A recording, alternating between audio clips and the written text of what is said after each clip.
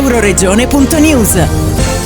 Mini Rugby 4 giugno 2023, ottavo torneo internazionale Città di Codroipo.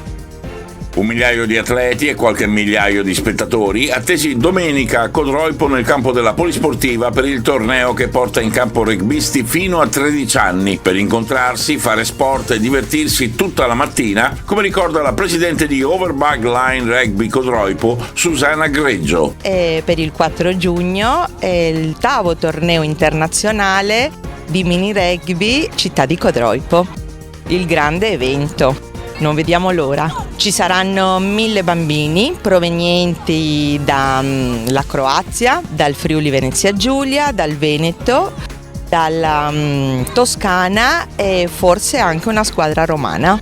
Da Codroipo per Euroregione News, Marco Mascioli.